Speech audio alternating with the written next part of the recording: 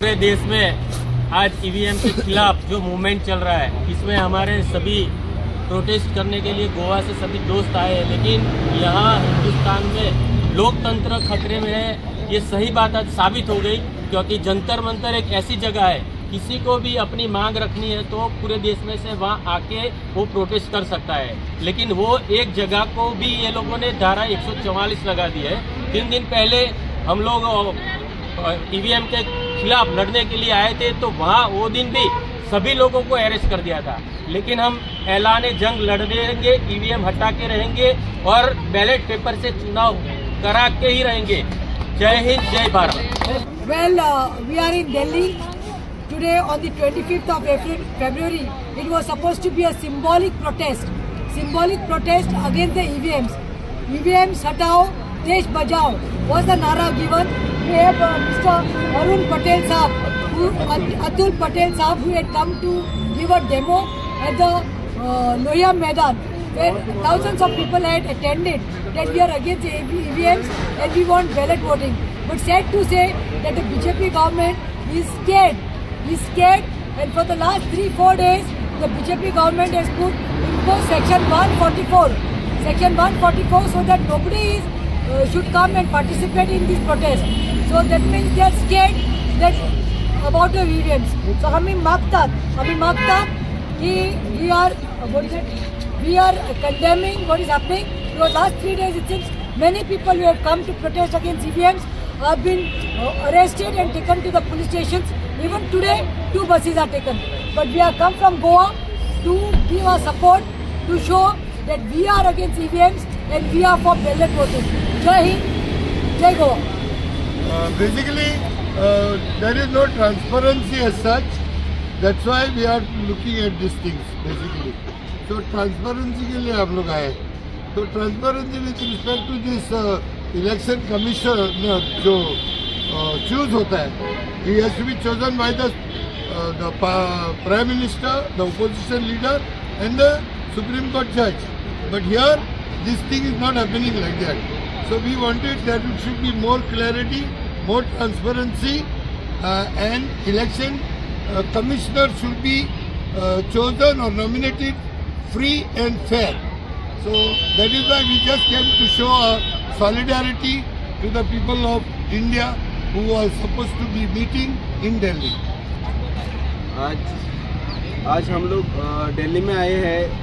ये प्रोटेस्ट जो फिक्स किया था 25 को, ईवीएम हटाओ देश बचाओ, ये प्रोटेस्ट को सपोर्ट करने के लिए हम लोग गोवा से आए थे। अभी इधर आने के बाद पता चला कि हर लोगों को इधर 44 लगा के भगाया जा रहा है, कुछ लोगों को डिटेन किया जा रहा है। अभी पुलिस वाला हमको भी आके धमका के गया कि आप अगर बात करोगे, आवाज़ उठाओगे तो आपको भी अंदर डाल देंगे और सबको हम डिटेन कर देंगे, आपके ऊपर केस लगा देंगे। तो ये अराजकता जो है, सरकार जो देश में अराजकता जो मना रही है, इसके अगेंस्ट में हम खड़े हैं।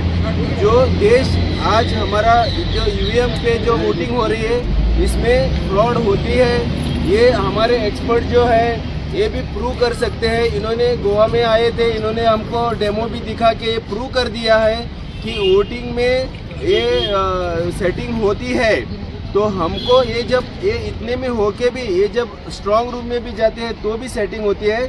तो इसके लिए हमारा वी कंडेम दिस, हम ये ईवीएम के अगेंस्ट में हम बोल रहे हैं कि ये ईवीएम हटाओ जल्दी से जल्दी और देश को बचाओ और ये इलेक्शन जो है जो बैलेट पेपर पे ले लो। I'm going to Elohai. I'm going to Elohai. We have come from Goa to support the Delhi team and all India level those who have come to protest, as well as in future we are going to support this movement for a better cause. Plus we are requesting the election commissioner to have ballot boxes and please ban EVM to safeguard our democracy and India, Bharat, Hindustan. So India is in threat. India is in threat. India democracy is in threat. Jantar Mantar is supposed to be a place. It is a constitutional right that any person has got for protest. Anybody has got the right to come and protest, but it is illegal.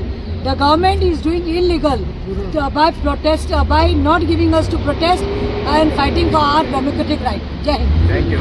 आए हैं हम लोग यहाँ पे कि एक जंतर मंतर में यहाँ पे ऑर्गेनाइज किया गया था ईवीएम हटाओ देश बचाओ, लेकिन यहाँ पे जैसे लग रहा है कि सत्ता खोने के डर से जो सरकार है बीजेपी, उन्होंने अपना जो कानूनी दंड पेश था वो लगा के 144 लगा के सेक्शन यहाँ पे लोगों को रुकने के लिए मना कर दिया और हमारे कुछ साथियों को पहले से बस में डिटेन कर लिया गया है।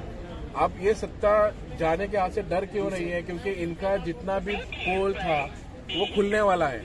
वो जितना इन लोग ने करप्शन किया है, 1.5 लाख करोड़ रुपया जो मोदी जी ने गलत किया है हमारे हिंदुस्तान भाइयों बहनों का, हर एक हमारे जो हिंदुस्तान जो मेहनत करते थे उनका जो पैसा इन्होंने खून पसीने की कमाई जो छीनी है, वो उसका हिसाब देना अभी बाकी है मोदी को। इसीलिए ये डर के ये यहाँ पे सेक्शन 44 लगाया है और हमें यहाँ पे आंदोलन करने से मना किया है। अगर ये सरकार चाहती तो हमारा पीसफुल प्रोटेक्ट करने देती। अभी हर एक छोटी छोटी जाति विशेष पे बढ़ा जा रहा है, बुलडोजर पे डराया जा रहा है, लोगों के घर गिराए जा रहे हैं बुलडोजर पे।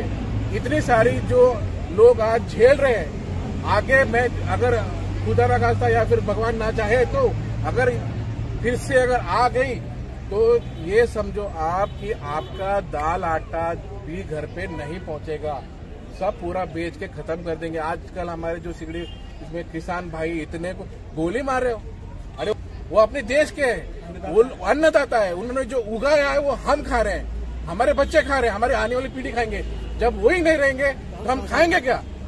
इसीलिए हम चाहते हैं कि लोगों यहाँ पे जागरूक हो और ये सब जो ईवीएम से हो गया है ये खत्म करो, बैलेट पेपर लाओ, अपनी अच्छी सरकार बनाओ, अपने बच्चों का भविष्य सुधारो। यही बोलने के लिए हम गोवा से यहाँ। जय हिंद। जय हिंद।